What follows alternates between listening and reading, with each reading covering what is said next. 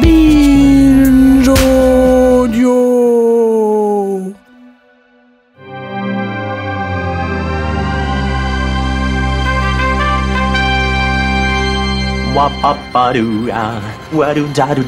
Steven, arrête s'il te plaît, j'ai jamais pu encadrer Michel Legrand. Salut à toutes et tous, bienvenue dans Flashback, hors série estampillé Nos Ciné, où on se balade tranquille et printanier dans les couloirs du temps, comme disait Jean-Marie Poiret, en farfouillant notre patrimoine cinéphilique et télévisuel. Je savais que ça te plairait, David.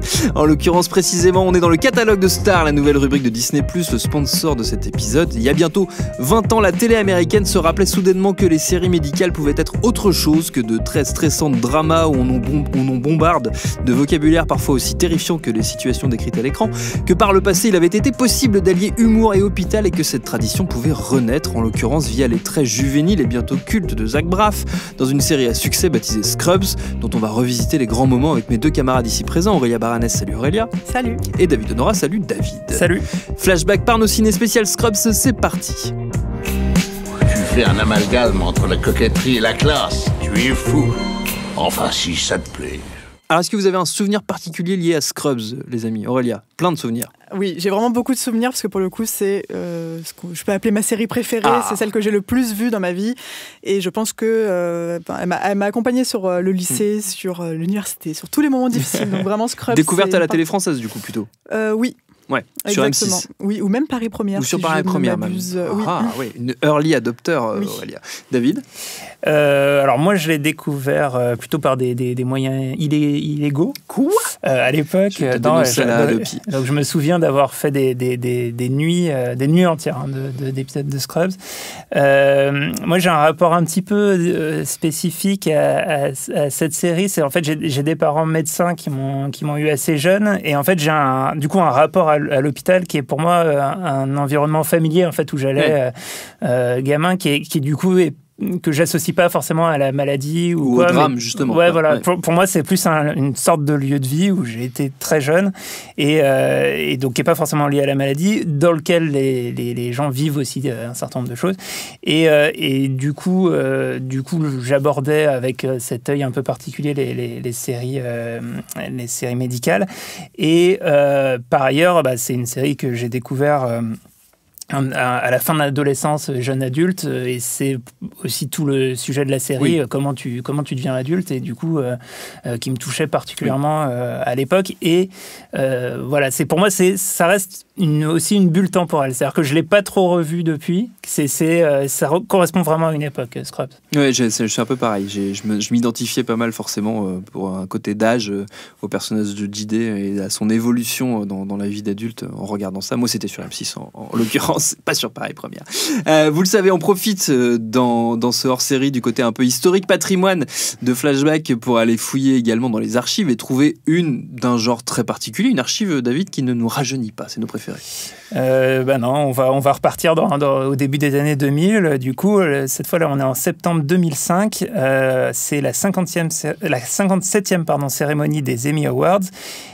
Qui sont donc les Oscars de la télé. Et là, on a Zach Braff, donc l'acteur principal de Scrubs, qui joue JD, et qui monte sur scène avec Hugh Laurie, qui lui, interprète Dr House dans la série du même nom.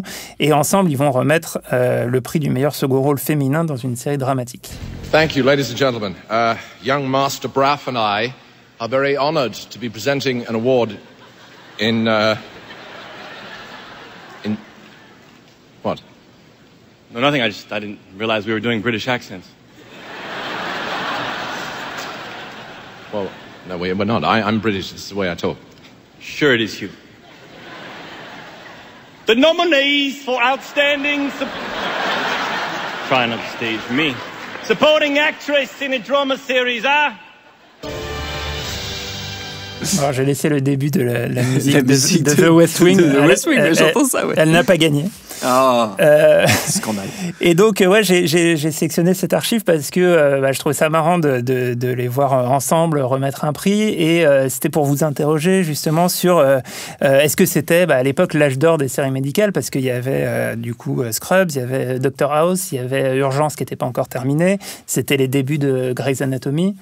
Il y avait H en France, bien sûr, qu'on peut citer. On va pas faire tout un épisode sur Scrubs sans citer H. Bien sûr. Voilà, est-ce que vous pensez que c'était l'âge d'or à ce moment-là, ou est-ce que ça a été avant ou après? Aurélia? Je pense qu'effectivement, on est dans l'âge d'or de la série, et là où ils ont été très forts avec Scrubs, c'est d'avoir pris ce parti de faire sur le ton de l'humour, ce qui n'était pas forcément facile, surtout dans un milieu en hôpital, parce que même si tu en as des bons souvenirs, je pense que l'hôpital, ça a une image quand même de drame, d'accident. C'est l'endroit où on n'a pas forcément envie de se retrouver. Et donc, c'était hyper intéressant d'avoir ces personnages hyper excentriques et tout cet univers qui s'est créé autour de ça. Oui, c'est vrai que moi, j'ai souvenir de cette époque-là où les séries médicales avaient vraiment... prenaient même une place très très importante dans la production télé. À la limite, ça devenait un peu cliché. Le truc qui se passe dans un hôpital ou le truc qui se passe dans un commissariat, ça devenait un peu la même chose quoi, que les séries policières. Limite à une saturation presque au bout d'un moment, de se dire encore une série médicale. Et d'ailleurs ça continue. Je pense que ça continue et ça s'est un peu étiolé quand même, je pense, au moment où ils ont commencé à faire des spin-offs type Private Practice, ce genre de choses qui là marchaient pas du tout et devenaient un peu ridicules, devenaient des vrais soaps. Du coup je pense que ça a un peu remis les choses en perspective. Ce qui m'avait plutôt amusé, c'est que des séries comiques dans des hôpitaux, il y en avait eu quelques-unes par le passé, et on retrouvait avec Scrubs cette dynamique-là. Je suis en train d'essayer de chercher comment s'appelait cette série où Jason Alexander avait fait ses débuts. Je crois que ça s'appelait ER aussi, comme Urgence, mais c'était la première version de ER, c'était dans les années 80. Donc Jason Alexander de Seinfeld, et d'ailleurs George Clooney joue dans ER aussi, et on trouvait déjà ce côté c'est une série d'humour dans un hôpital, mais il n'y avait pas encore eu le rouleau compresseur urgence qui était passé par-dessus. On va quand même parler du cast un peu plus tard, notamment de Zach Braff, on l'a mentionné, mais avant ça, j'aurais bien aimé qu'on dise un mot des créateurs de Scrubs, en l'occurrence de son créateur, de Bill Lawrence. Qu'est-ce qu'on peut dire de lui et de la naissance de Scrubs, Aurélia, des débuts? Pour moi, Bill Lawrence, c'est vraiment un génie dans l'écriture et dans sa manière d'approcher les choses. C'est-à-dire qu'on en reparlera un peu plus tard, mais effectivement, c'est quelqu'un qui avait un énorme pari, parce que c'était un gros fan de séries médicales pour le coup. Lui, il adorait ça et il voulait absolument en faire une. Et il a pris le pari de le faire avec déjà des nouvelles têtes, et en plus en prenant le parti de le faire sur de l'humour. Et je trouve que ça a été vraiment un coup de génie, un truc très réussi, quoi. David? Oui, en fait, on lui doit après aussi d'autres séries comme Spin City, qui sont des séries souvent assez cultes. Et en fait, quasiment toutes ces séries, c'est des séries où les fans sont extrêmement fans de ces shows, et parce que c'est hyper riche comme univers, comme référence. Ça va très vite. Il y a des idées visuelles en plus des idées scénaristiques. D'ailleurs, ça, c'est un truc aussi qu'on peut dire sur Scrubs, c'est-à-dire que c'est une sitcom, mais monocaméra, donc il y a une créativité aussi sur la manière de mettre en scène. On en reparlera. Il y a aussi un goût pour les séquences musicales qui sont hyper très nombreuses. Et moi, c'est un aspect de Scrubs que j'aime vraiment beaucoup. Donc ouais, c'est un créateur qui est un peu à part, je trouve, dans la production de l'époque, et ça se connaît. En fait, il y a une patte qui est vraiment spécifique et qui fait que Scrubs ne s'apparente pas à tant de choses que ça, en tout cas dans les séries de l'époque. On va quand même, donc, je le disais, s'intéresser au casting. On l'a dit, c'est avec cette série qui a révélé Zach Braff. Son partenaire à l'écran, c'est Donald Faison, qui joue Turk. Il était déjà connu des téléspectateurs pour son rôle de Murray dans Clueless, le film et la série. Moi, j'aimais beaucoup la série qui passait sur France 2 quand j'étais petit. Sarah Chalke était aussi une inconnue. On a parlé d'elle pour I Met Your Mother. Ce qui reste un vrai plaisir, c'est quand même aussi le nombre de caméos et de second rôles incroyables qu'on trouve dans la série. Il y en a énormément. Oui, pour le coup, là-dessus, on va pas s'ennuyer. On peut s'amuser à les compter. Il y en a une tonne. Ils se sont vraiment fait plaisir, et il y a eu forcément des Friends qui sont passés par là. Il y a eu beaucoup de monde.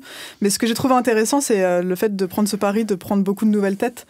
Et tu t'en parlais tout à l'heure, c'est en plus monocaméra, donc il y a un style, voilà, on n'a pas le champ contre champ, on suit une personne. Et je pense que ce que Bill Lawrence il a voulu faire, et ce qui est pour moi très important, c'est qu'il voulait aussi des personnes qui avaient énormément de charisme et qui étaient très forts en impro. Parce que c'est quelque chose, il laissait assez libre. Il y a beaucoup d'improvisation. Voilà. Surtout Neil Flynn qui joue le concierge, lui, au bout d'un moment, ils ont arrêté. Personnage central. Bill Lawrence a dit qu'il avait arrêté d'écrire ses phrases, ses lignes, ça ne servait à rien, il ne suivait absolument rien. Et donc tous ces délires complètement fous sortent de la tête malade de Neil Flynn. Donc c'était intéressant de prendre ce genre de talent justement. David? Ouais, non, mais c'est vraiment c'est la série qui, clairement, ça serait impossible de lister tous les personnages secondaires. En fait, par nature, par la forme de la série médicale, ça appelle à avoir énormément de personnages, puisque va y avoir tous les patients, des spécialistes, etc. Et je trouve que, ça aussi, je pense on reviendra dessus, qu'il y a aussi une alchimie entre les personnages principaux, et en particulier entre Zach Braff et Donald Faison, qui eux sont amis de longue date dans la vraie vie, et ça se ressent vraiment à l'écran. Donc tout ce cast... est génial, et surtout on sent bon, après ça je sais pas si c'est vrai, c'est mes impressions de spectateur, mais t'as l'impression qu'il y a une bonne ambiance en fait. C'est ça qui est, cette série renvoie ça vraiment. Et puis ce qui moi me touche, c'est que c'est aussi un hommage à la télévision très classique, parce que c'est un grand classique de la télévision d'avoir des caméos, des seconds rôles, des acteurs très connus des fois qui font juste un passage de quelques minutes. C'est un vrai classique de la télé américaine très ancienne pour le coup, et je trouvais ça assez touchant, ce côté revendiqué de faire comme on faisait dans la grande télévision du passé. J'ai toujours trouvé ça assez charmant chez Scrubs. Alors forcément, revisiter cette série, c'est l'occasion de faire le plein d'anecdotes plus ou moins connu. Aurélia, c'est ta partie. Qu'est-ce que tu nous as ramené? Oui, alors pour Scrubs, je suis allée chercher le vrai dans le faux, parce que finalement, je trouve ça intéressant d'avoir une série donc, sur l'univers médical, mais qui est comique. Et finalement, Bill Lawrence, il était très, très attaché aux faits. Donc, par exemple, il avait 2 consultants qui étaient des médecins sur la série, qui s'appelaient Jonathan Doris, donc JD, et John Turk, qui sont des amis proches de Bill Lawrence et qui étaient là pour veiller à ce que les cas soient le plus exacts possible, ce que je trouve vraiment chouette pour une série comique de suivre quand même cette trame-là. Et il y a beaucoup de choses qui vont dans le vrai. Par exemple, l'hôpital est un véritable hôpital. Je disais tout à l'heure que Bill Lawrence, il adorait regarder les séries dans le milieu médical, et à chaque fois, il disait que ça le sortait un peu du truc de voir que c'était des studios, que c'était pas forcément bien fait.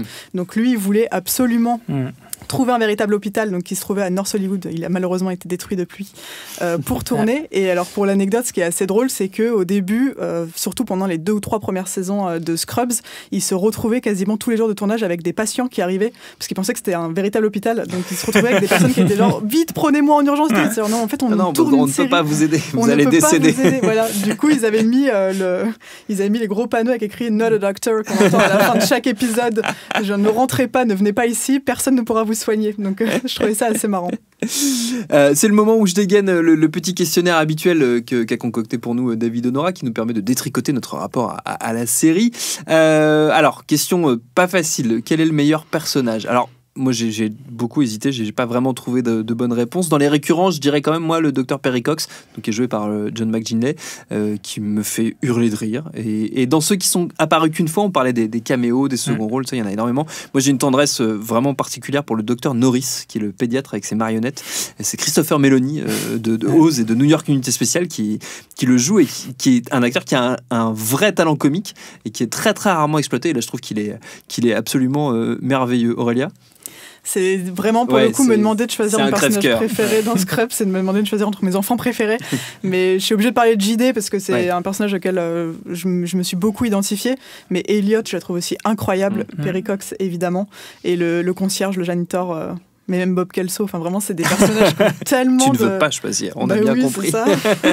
Il y a un épisode avec le concierge que je trouve génial où tu devances la question d'après. Ah, tu vas parler de cet épisode? Non, pas du tout. Où ils exploitent le fait que l'acteur a joué dans Le Fugitif. Oui, exact. Et c'est extraordinaire ce moment-là, et du coup, ça rend fou JD, machin.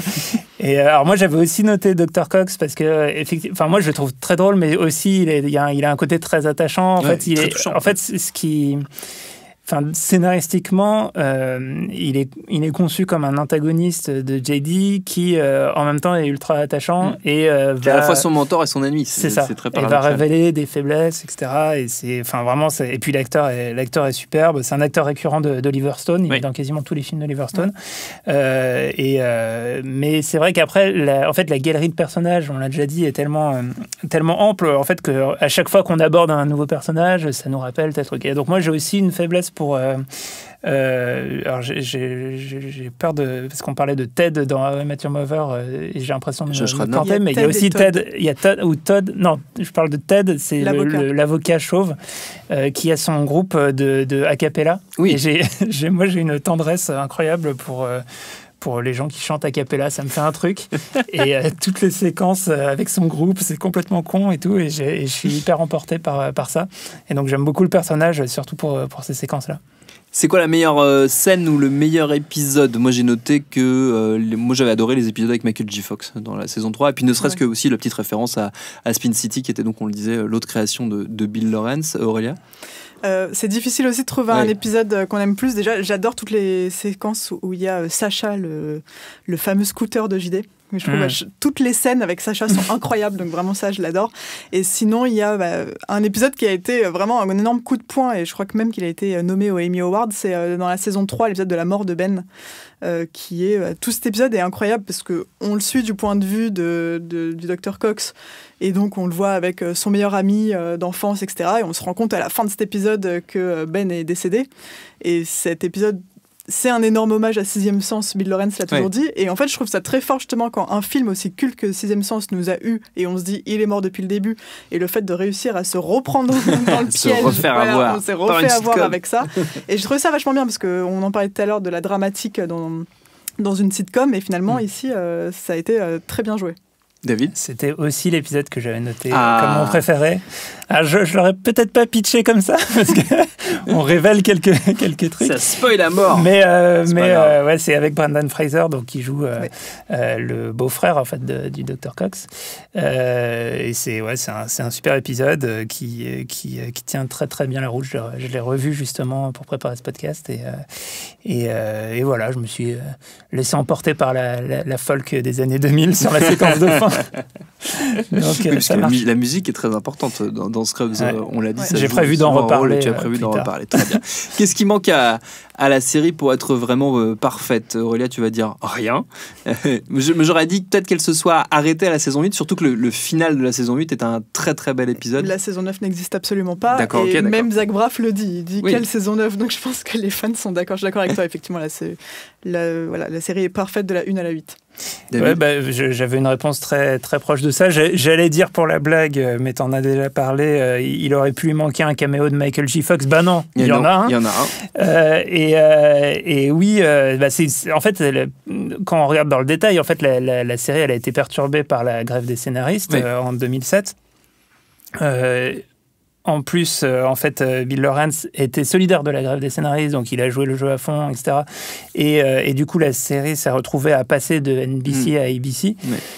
Ça a été trop chaotique pour finir en beauté, à mon sens. Donc, effectivement,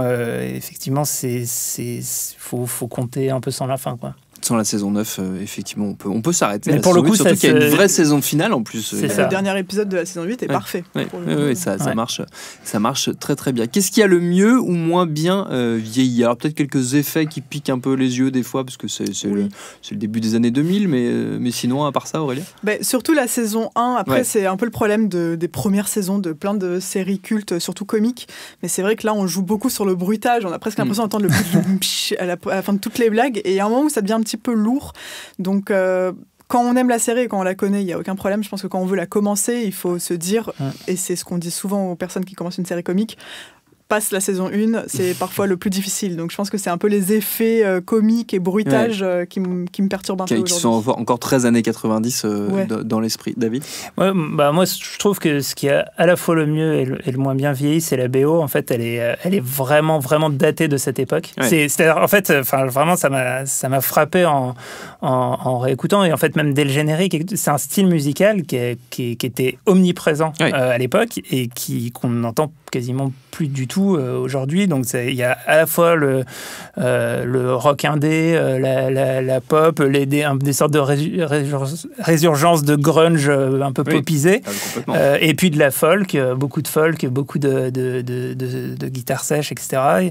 Et puis aussi les polyphonies, il y en a beaucoup, il y a des groupes justement, il y a The Choral, il y a le groupe qu'on voit jouer dans un épisode avec tout un orchestre, je sais plus comment s'appelle ce groupe-là.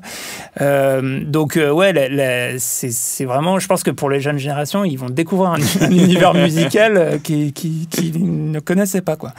Et un autre aspect qui pour le coup a plutôt bien vieilli, et ça c'est aussi lié aux séries médicales, il y a une relative diversité du casting qui reste quand même assez relative. C'est quand même une série assez blanche majoritairement, mais en fait toutes les séries médicales américaines ont de fait un peu de diversité, parce que en fait pour refléter la réalité de l'hôpital et des quotas, il y a des gens de divers horizons, et c'est quelque chose qu'on retrouve dans Scrubs, y compris dans les personnages principaux, là où à l'époque les séries étaient encore très soit des séries blanches, soit des séries noires. Enfin, il y avait cette ségrégation dans les séries télé qui aujourd'hui est de moins en moins présente.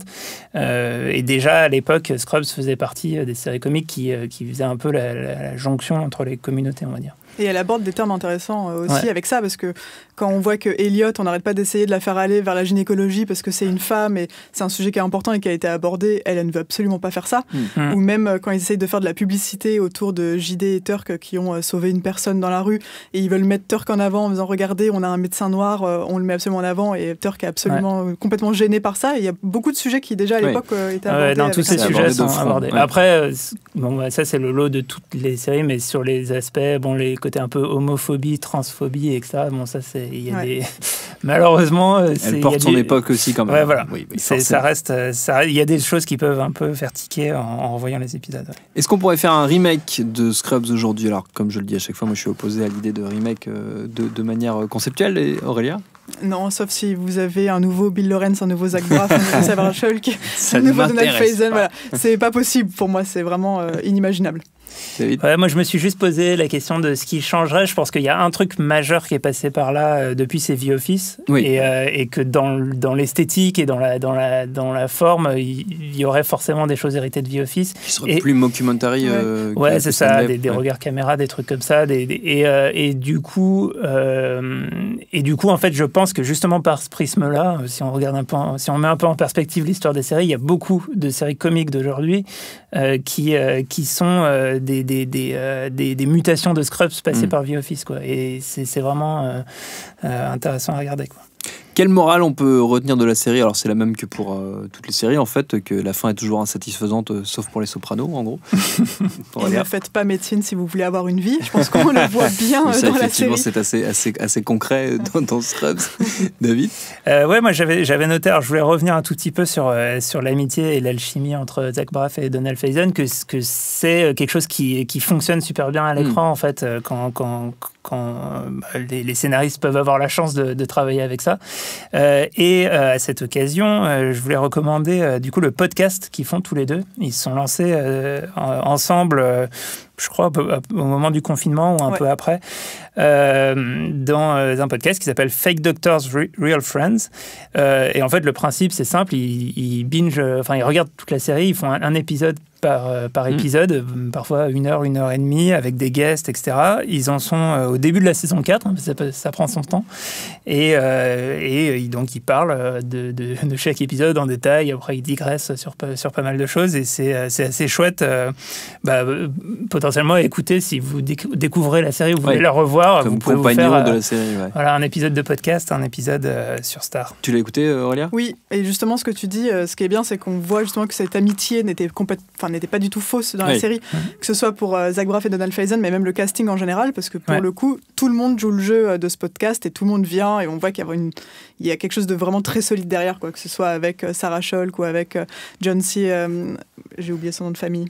avec le Dr Cox, pardon. McGinley, pardon. McGinley, voilà. Pour le coup, et même Bill Lawrence, évidemment, qui est très proche de Zach Braff, mais en tout cas, tout le monde vient, et même ceux qui ne sont que guests ou quoi, tout le monde vient participer, et c'est très cool de l'écouter. C'est qui aujourd'hui les héritiers de Scrubs? Alors il y a plein de séries comiques qui ont continué à utiliser des choses que Scrubs avait installées. Moi j'ai pensé beaucoup à Brooklyn Nine-Nine, forcément, Aurélia. Ouais, pour le coup Brooklyn Nine-Nine, parce que pour les références pop culture, pour le fait de suivre quelqu'un dans son milieu, dans le travail, qui est en plus un univers assez sombre aussi, parce qu'être policier c'est pas forcément le métier le plus drôle de l'univers non plus, mais on a un personnage principal très excentrique et qui porte très bien la série, donc pour moi Brooklyn Nine-Nine c'est une digne héritière de Scrubs. Ouais, et puis pareil, dans un univers télévisuel très très codifié, qui est la série policière, qui pour le coup, il renverse totalement, un peu comme le faisait Scrubs. David? Oui, non, mais clairement, Brooklyn Nine-Nine, surtout qu'il y a des parentés entre le personnage principal et puis JD. Moi, j'avais aussi noté sur la manière dont les séries comiques jouent avec les formes, avec le récit, avec les genres aussi cinématographiques. Des séries comme The Good Place ou Community sont un petit peu héritières, un peu plus lointaines de Scrubs et pousse un peu plus loin l'ingénierie scénaristique. Et puis, même une série comme Parks and Rec aussi, qui est dans un on croise d'ailleurs des acteurs communs, parce que Aziz Ansari est apparu dans Scrubs aussi, joué dans la saison 8, je crois. Donc voilà, c'est ce type de série comique qui vient de Scrubs, même si, encore une fois, je pense que c'est quand même une série vraiment à part qui a pas tant de jumeaux, quoi. Mais il y a Cougar Town aussi quand même, qui a été un vrai bel hommage à Scrubs, déjà parce que c'est Bill Lawrence qui est aux manettes, mais en plus on a plusieurs réunions Scrubs à l'intérieur, dont un épisode spécial où il y a quasiment tout le casting. Donc c'est un vrai régal, et elle est aussi sur Star, donc ce sera l'occasion de la revoir. Et voilà, magnifique, c'est la fin de ce flashback. Merci à tous les deux. Scrubs, on l'a dit, c'est à découvrir, redécouvrir peut-être sur Star, la nouvelle plateforme de Disney+, qui est le sponsor de cet épisode. Merci à Mathieu qui était à la technique, Binge.audio pour retrouver tous nos épisodes et nos podcasts, et à très vite pour un nouvel épisode. Tu fais un amalgame entre la coquetterie et la classe. Tu es fou. Enfin, si ça te plaît.